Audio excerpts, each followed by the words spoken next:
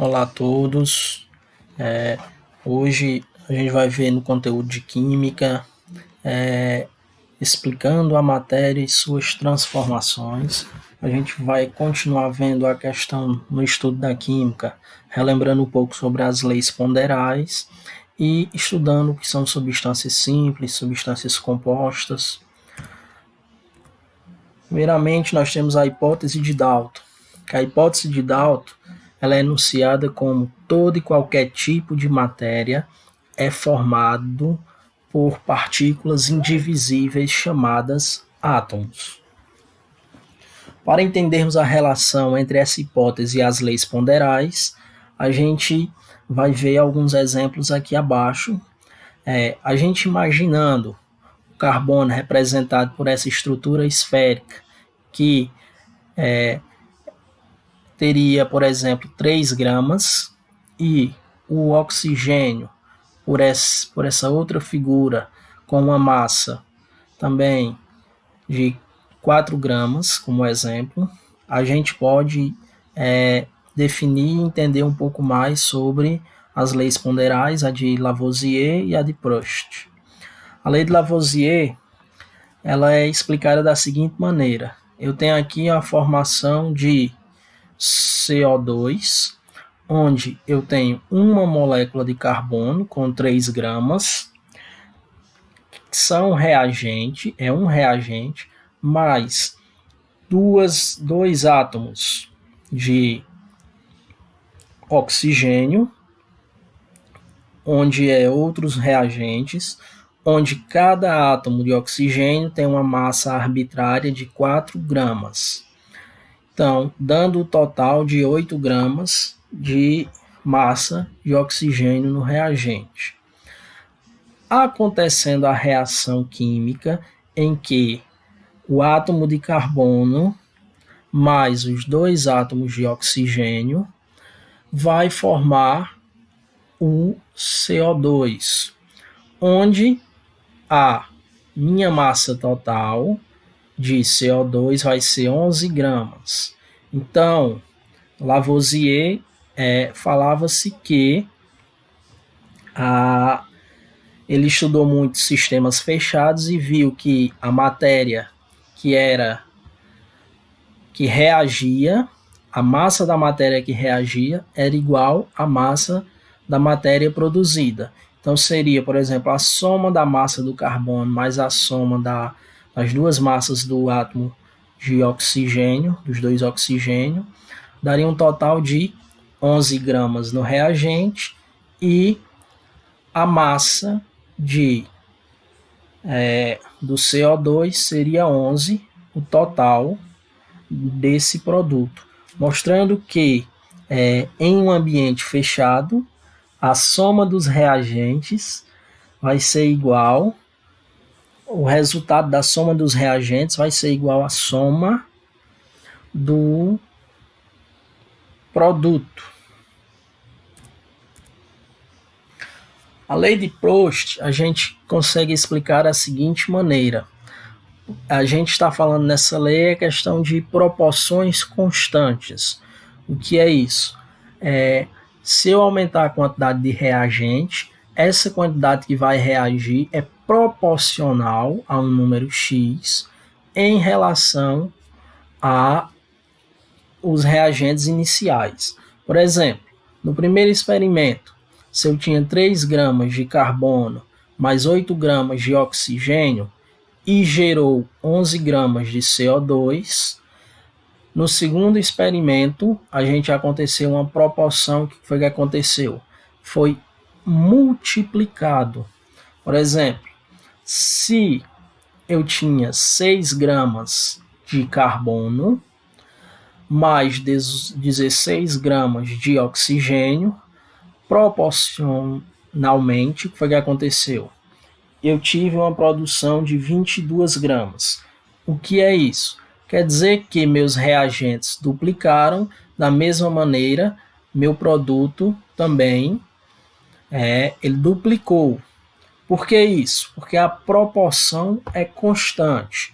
Se tivesse colocado 7 gramas a proporção iria para formar esses 22, se tivesse colocado 7 gramas de carbono e as 16 gramas de oxigênio, acabaria sobrando 1 grama de carbono. Por quê? É a soma dos reagentes, o resultado também vai ser igual ao resultado do produto. Então, a proporção é constante, ou seja, aqui se duplicou 2, da mesma maneira, duplicasse novamente seria o que? 12 gramas de carbono, necessitaria de 32 gramas de oxigênio para poder formar 44 gramas de CO2. Da primeira experiência para a segunda, a quantidade de átomos dobrou. Como consequência, todas as massas multiplicaram.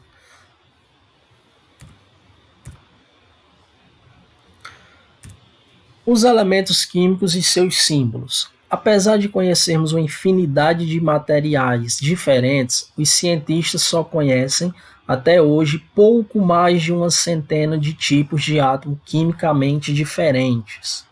Cada um desses tipos representa um elemento químico. Nós temos aqui algumas representações dos elementos químicos. Os símbolos são símbolos que representam as iniciais do seu nome, ou então nomes, os nomes latinizados, ou seja, os nomes em latim. Por exemplo, o elemento químico do hidrogênio, seu símbolo é o H. O do carbono, o C. Cálcio, Ca é o seu símbolo. Cádmio, o seu símbolo é o Cd. Potássio é o K, que é do latim, que é o Kalium. E o chumbo, Pb, do latim, plumbum. Ou seja, nós temos os elementos químicos, que são vários, são centenas de elementos químicos, que vai desde metais, não metais, gases, e todos esses átomos eles fazem parte da matéria que constitui tudo no universo. As substâncias químicas, a gente vai ver substâncias simples, que no caso são formadas por átomos de um mesmo elemento químico. Então, toda substância simples é uma substância formada por átomos de um mesmo elemento químico. Exemplos, nós temos aqui o H2, no caso, são 2 átomos de hidrogênio, é uma substância simples, pois é uma substância formada por 2 átomos, mas de um mesmo elemento químico. Do mesmo jeito, o gás oxigênio, o O2, é uma substância simples, pois ele é formado por 2 átomos de um mesmo elemento químico, no caso sendo o oxigênio. Substâncias simples, elas são não é possível dividir elas em substâncias mais simples ainda. Ou seja, não tem como ela se tornar uma substância mais simples. Se eu separar esse gás aqui, eu só vou ter 2 átomos de oxigênio e não mais uma substância simples. Algumas observações. Primeira, há átomos que permanecem isolados. Um exemplo é o átomo de hélio, que representa simultaneamente o elemento químico hélio e a substância simples hélio. Assim, um átomo de hélio representa uma molécula de hélio. Então, um átomo isolado, no caso dos gases nobres, como por exemplo o hélio, ele é uma é um elemento químico e, ao mesmo tempo, uma substância simples. Há átomos que podem se agrupar de maneiras diferentes, formando, pois, substâncias distintas. Por exemplo, 2 átomos do elemento químico oxigênio formam uma molécula da substância simples oxigênio. No entanto, 3 átomos formam uma molécula da substância simples ozônio. Esse fenômeno é denominado alotropia, dizendo-se então que O2 e O3 são formas alotrópicas do elemento químico oxigênio. Então, o que são esses alotrópicos?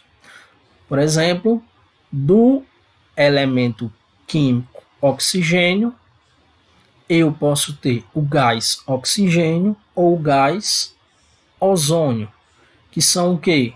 É o adicionamento de elementos iguais que, por exemplo, o oxigênio. Um oxigênio é um elemento, 2 oxigênios unidos é uma substância simples, no caso o gás oxigênio.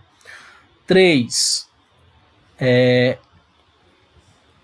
átomos de oxigênio ligados entre si formam outra substância simples, no caso o ozônio, o O3. Então são formas alotrópicas, como por exemplo o H2 é uma forma alotrópica do H, que no caso é o hidrogênio.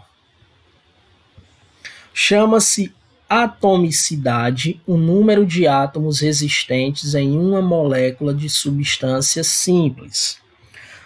Dessa definição decorre a seguinte classificação: moléculas monoatômicas, quando tem um átomo.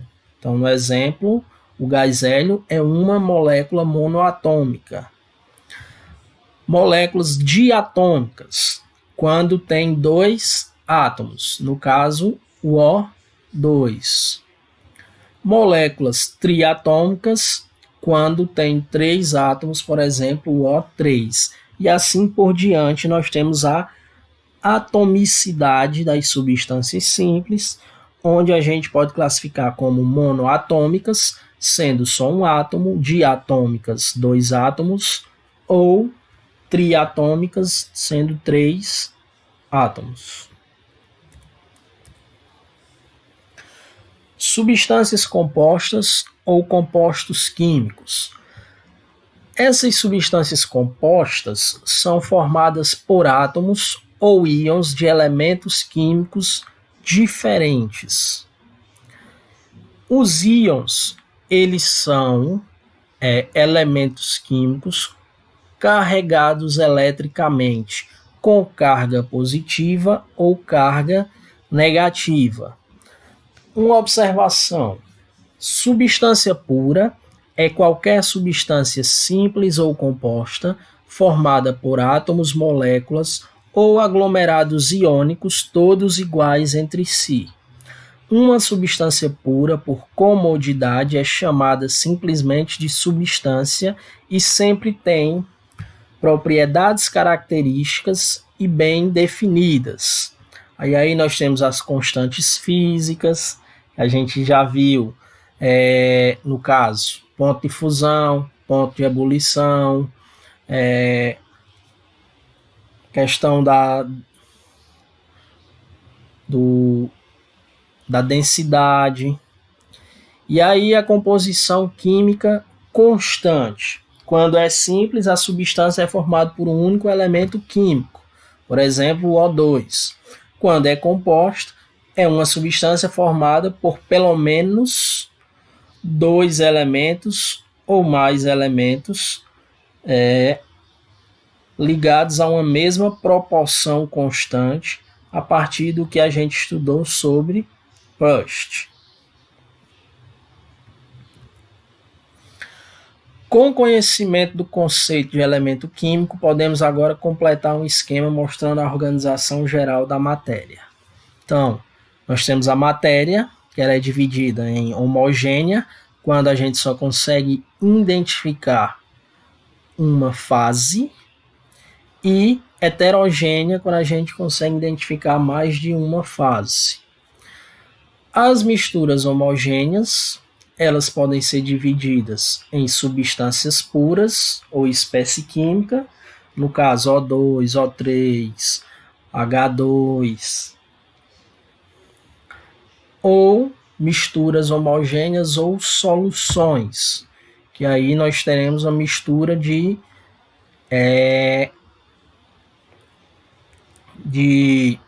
substâncias que a gente só vai conseguir ver uma fase.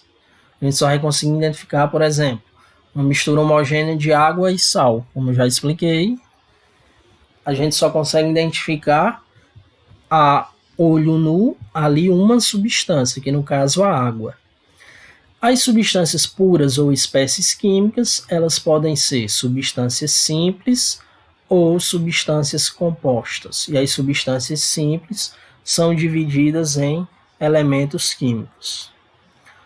Aí a gente tem os exercícios. Esses exercícios é para serem feitos a partir do PDF que eu enviei. E aí copia, resolve e é para enviar para o Google Sala de Aula.